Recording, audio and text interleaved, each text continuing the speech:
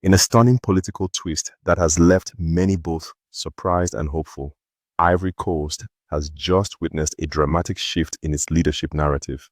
The name of current President Alassane Ouattara has been officially removed from the National Electoral Register, making way for the return of his longtime rival, Laurent Gbagbo. We have taken note of what Ivory Coast has done, and unfortunately, the punishment is inevitable. As of today, Alassane Ouattara is excluded. As you can see, today we are here to demonstrate against the fourth term of Alassane Ouattara. We are here to protest for a review of the independent electoral roll. We are here to ensure that every candidate and all political parties are registered to participate in the 2025 elections. We're tired because the market is expensive. We're tired because our children aren't working. We're tired because we mothers can't take it anymore. Our husbands don't have jobs, and we ourselves can't get by. We're tired. We want all candidates to be registered on the electoral roll. This change comes on the heels of widespread protests that erupted across major cities, especially in Abidjan. Citizens from all walks of life flooded the streets in anger and frustration, denouncing Ouattara's potential bid for a controversial fourth term. According to sources on the ground, the demonstrations reached a scale unseen in recent years.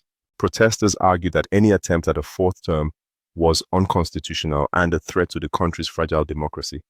Under mounting pressure, the Electoral Commission and government authorities were forced to act. Witnesses reported that the streets of Abidjan became the voice of the people, loud, relentless, and impossible to ignore.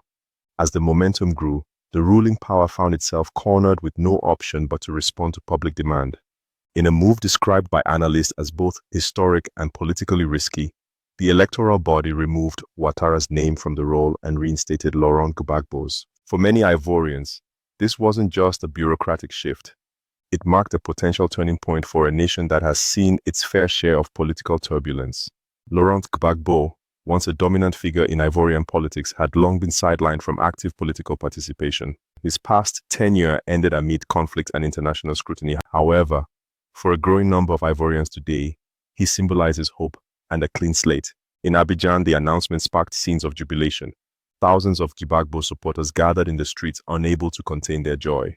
According to several eyewitness accounts, the atmosphere was electric with emotion. People were crying, singing, and shouting phrases like, "He is back.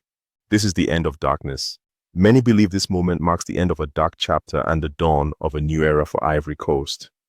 This event has reignited a deep conversation about term limits and democratic principles across West Africa, where constitutional amendments to extend presidential terms have become an increasing concern. The people's message was clear: never again. We do not ask for too much. If he ever decides to run for office again, I think that's how angry it is. But the actions will increase. No, we're tired. The state is serious now. Abidjan is tired.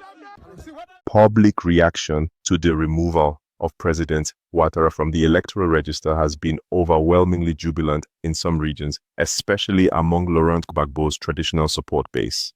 Social media platforms have been flooded with celebratory messages, memes, and old campaign footage of Gbagbo. However, not everyone is celebrating.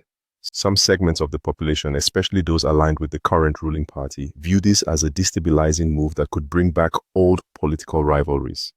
According to one analyst based in Abidjan, there is still a deep scar from the 2010 crisis. Gbagbo's return might open old wounds if not managed carefully. Government officials have remained mostly silent since the announcement, but sources close to the administration suggest that internal discussions are ongoing regarding how to handle the fallout. So the question now stands: will Laurent Gbagbo's return bring healing and progress, or will it stir the ghosts of the past? Ivory Coast stands at a crossroads, and the coming weeks will be critical in defining the nation's democratic path. We want to hear from you. Do you believe this political shift will bring real change to Ivory Coast, or is it just history repeating itself? Let us know in the comments, and don't forget to like, subscribe, and turn on notifications for Pulse of Africa, where we bring you in-depth stories and critical updates from across West Africa and the Sahel. Stay tuned for more analysis, and thank you for watching.